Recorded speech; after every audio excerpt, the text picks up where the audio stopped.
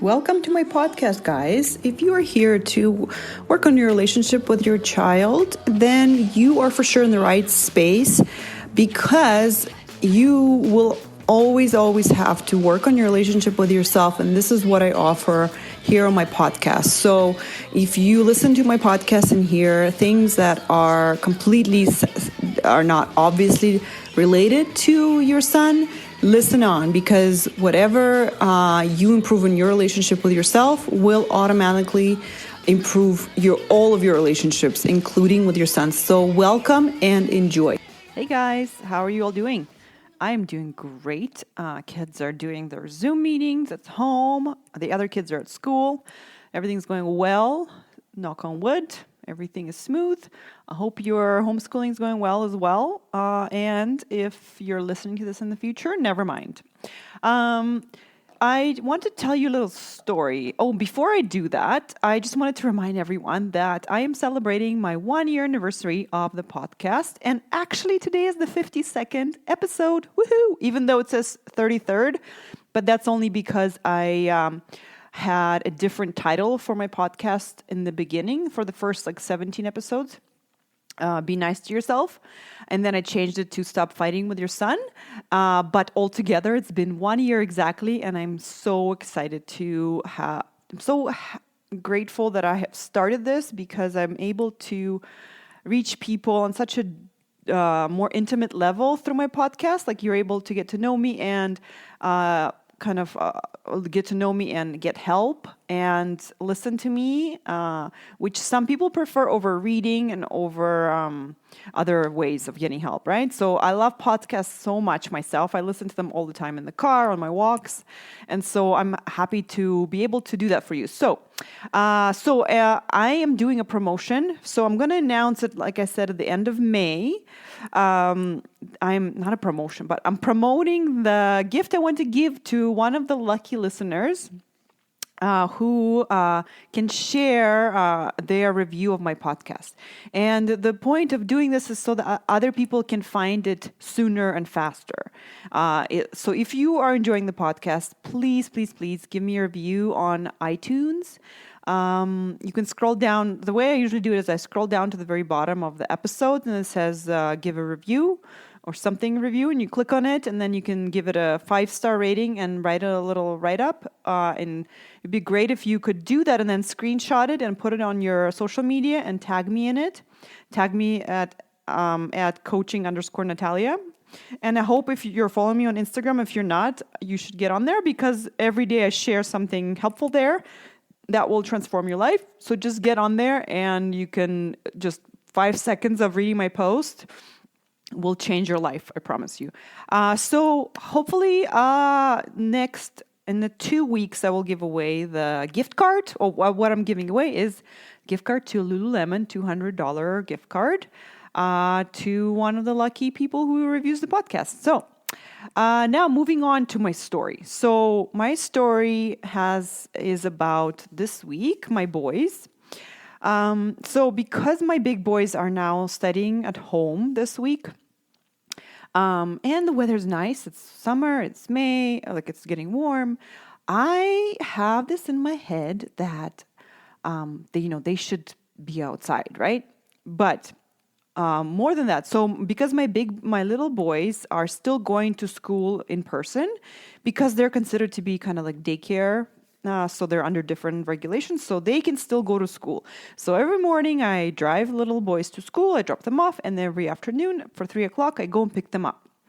And so every day I go through this thing in my head where I'm like, come on, big boys. If you finish your work on time, then you can come with me to the school pickup, and you guys can all play at the playground at the school for a little bit. The weather's so nice, you can play basketball, whatever. And I have this desire for them to do that so badly. It just sounds so amazing to me when all 4 boys are playing, getting exercise, fresh air in the sun. Oh, it's just what could be better, right? I'm doing such good mothering, right? So I keep the first day I said, okay, this is what we're doing. And guess what? The 8 and the 9-year-old said, no, we don't want to do that. What? Why not? No, we just want to stay home. So that was the first time I swallowed it, right? I was like, oh, okay, you want to go? Okay, well, maybe tomorrow. And then the second day, I kind of was thinking about that, and at this point I asked them, hey, do you guys want to do that this today? No, we don't want to do that. And sure enough, today's Wednesday, and I said, okay, do you guys want to do that today? Come on. Let's do that. It's going to be so beautiful and so warm. Aren't you guys bored yet? Like, I'm trying to manipulate them now. I'm like, aren't you bored enough? Like, come on, you can play basketball. I can text other moms so you can come with their kids, blah, blah, blah. And finally, the one of them said yes. So I'm like, yes, awesome. So this is a great example of me, or like all of us do this. We put like how we feel. I'm kind of putting the responsibility of how I feel on what they do. Like if they come to the playground, I'm going to be so happy, right? Just come on. And if they don't, I'm kind of disappointed, right? And so, and I'm feeler, right? Because I'm a coach, because I'm aware of it, what I'm able to do is I notice it, and I notice how dependent I'm feeling on what these guys decide. And it doesn't feel good, right? Because I can't control what they do. Sure, I'm their mom. Sure, I could make them. I could bribe them. I could blackmail them with iPad. I said, no, you're going. But I don't want to do that, right? This is not one of those situations where I want to bribe them. Sure, there are other ones, but I don't want to make people do stuff that they don't want to do, right? So I don't. So I say, okay, you stay home. It's fine.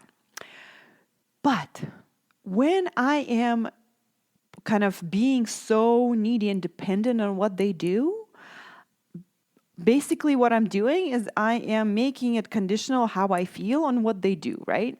And because I can't control what they do, that can leave me feeling out of control of how I feel, right?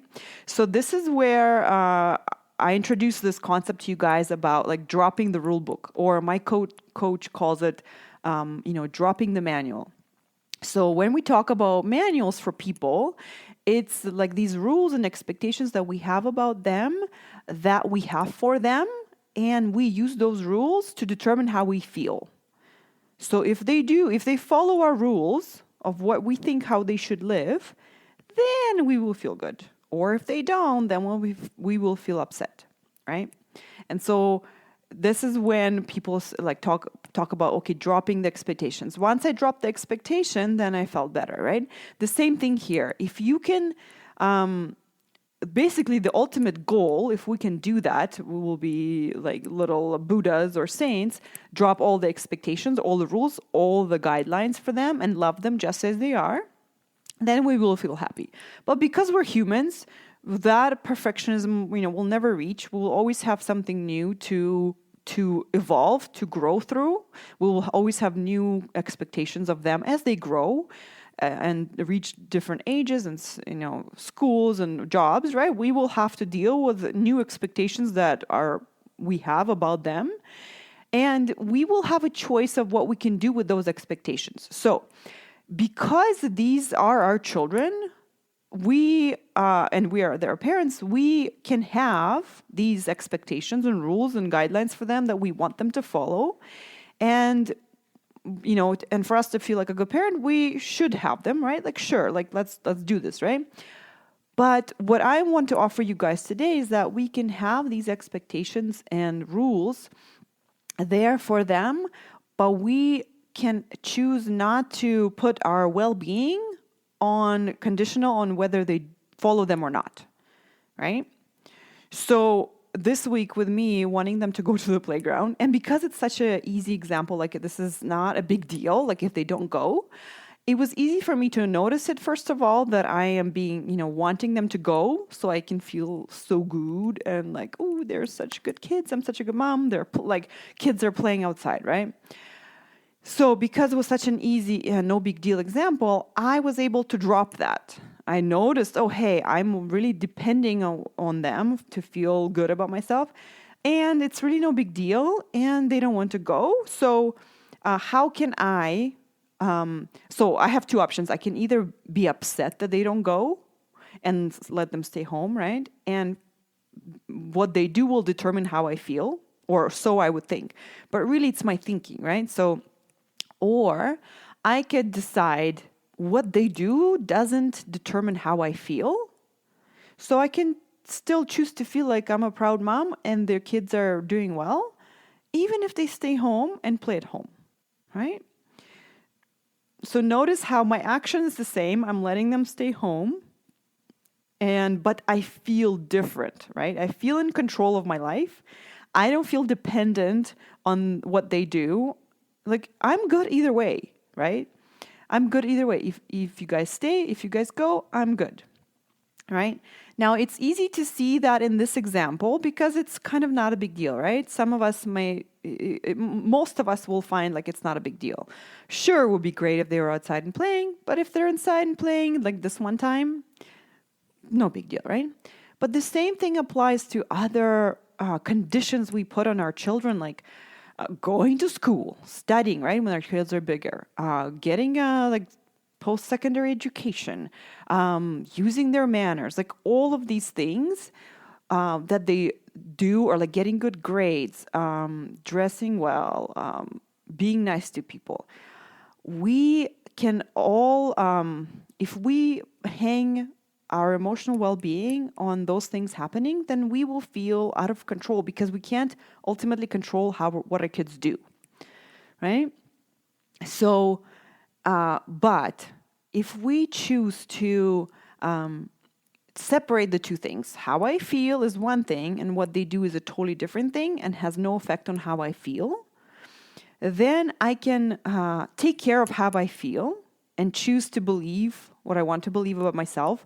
I'm a good mom no matter what education he gets, or I'm a good mom no matter how this kid is with other people. I'm a good mom and he's a good kid no matter how well he listens or what grades he gets. Then from that place of being like emotionally independent of the kid, from that place we can parent from a much clearer point of view, right? We can still request of the kid to get good grades, but we can do that in a loving way. We can, instead of being upset, like, hey, how come you didn't get good grades? We can be supportive and also implement consequences. Like, if you don't get good grades, then you don't get your iPad, right? And let's get to work. And I mean, I've been there so many times where I would want to get upset, like, how dare you did this? And I would get mad at him, right? And this situation would not warrant any personal emotions. Like, it doesn't make sense. Why? It's totally fine. The kids make mistakes, right? You don't need to take it personally and get upset at him. Just like, this is one of the things that we can parent him on, and let's work together on this, and let's talk about the quality of work, and let's talk about what went wrong, what you can do better, right? Notice how it's so much more useful to be in like a clear head, right? And not be upset. And this only is available to you if you are in charge of how you feel, right? And the way to get in charge of how you feel is to be in charge of what you're thinking, right? So this is where the dropping the rule book comes, right? Drop all the rules that you think they have to follow for you to feel good. Okay? And you can keep all the parenting, all the ways that you want to parent, but remember not to put any emotional hopes on them. Like, if they do this, I will feel this. So I hope this example demonstrated to you the difference between the two. And we're all human, by the way, right? This will all happen to us all the time. It's happening to me still. So it doesn't mean that once we're aware that we can take care of our feelings and we don't need to kind of hope that they do this thing that we can feel better, it doesn't mean that we are going to be all of a sudden perfect human beings and never expect anything of our kids, right? All this is now we have finally an answer of how to deal with these situations when we do feel emotionally dependent on something to happen, and we can notice it, just like I did in this situation, and really have a conversation with yourself, like, hey, like, what if, like, I can't control other human beings, So what if I wasn't really that dependent on what they do to feel good about myself? How could this be? How could I make this happen? The fact is they don't want to go. Okay. So what do I want to think about that? Maybe I can think it's no big deal, right? So start seeing that, like practicing it in small situations where it's easy for you. And I'm sure you already do that in so many ways in your life where you make a choice about, okay, this is what this person wants. Okay, that's, this is what I'm going to do, right? And we have to do this so much with adults, other adult people in our life already, right? It's not like we don't have an illusion of that we can control other people, other adults as much as we do with our children. With our children, we kind of have this illusion that keeps on fading that we can control what they do. Because when they're tiny, right, we control everything that they do, or it so seems. And then as they grow, we control them less and less and less, right? So I would just think like, what if someone else, what if it was a grown-up who said, no, I don't want to go? Then you would easily access the thoughts like, oh, okay, well, I guess it depends, right? We also do have manuals for grown-ups that we use to make ourselves feel bad sometimes, right? But there are situations where we kind of accept that's what the other person wants to do, and then we move on and choose how we want to feel, right? Okay, hopefully I didn't complicate it too much right there. But so here's the last little summary for you is how basically dropping any of the rules is for me. For me, I always use my feelings as an indicator. Whenever I'm feeling like dependent on what others do, then I know that I need to check myself. I need to ask myself go to the worst case scenario and ask myself, what if this is the worst case scenario and this is what happens? Now what? Right? Because I can't control that outcome of an external someone else.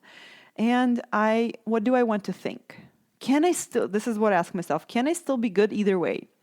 I love thinking of this example that I have about my girlfriend, my best friend. We meet for coffee once a week and I love it so much. And we have the most amazing relationship because we don't put any conditions on each other. For example, if sometimes one of us can't make it to the coffee, we don't hold it against each other, and it's like a nice bonus thing that we get to do. But if the other person can't make it, we're still good, right? We are not putting too much on that. Like, we're not putting too much responsibility on that to happen for us to feel good. But I love having those coffees, right?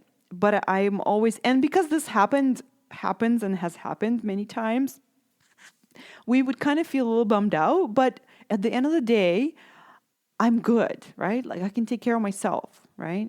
And so can I do the same example, same process in other areas of my life? I do this so much with my relationship with my husband because, again, I can't control what he does, right? So I always ask myself, this is what I want, and I kind of know what he will say, right? And I ask myself, like, at the end of the day, if this is where he stands, and I have this conversation with myself before I even talk to him sometimes, and I know, and I think, okay, if this is where he stands, which is not where I stand, can I be good with that? And so often I can, so many times, because at the end of the day, what's more important to me is that we are connected and on the same page, then I get what I want, right? And ultimately, if I can't control what he does or says, then I get to choose how I feel, and I choose to feel okay. I'm still good if I don't get this thing or if I don't get my way, right? So I am going to assume you guys are going to try this out in your life and pay attention to your feelings, and they will always tell you where you stand.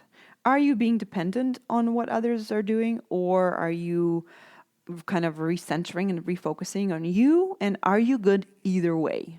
That's a question. Ask yourself, am I good either way? All right?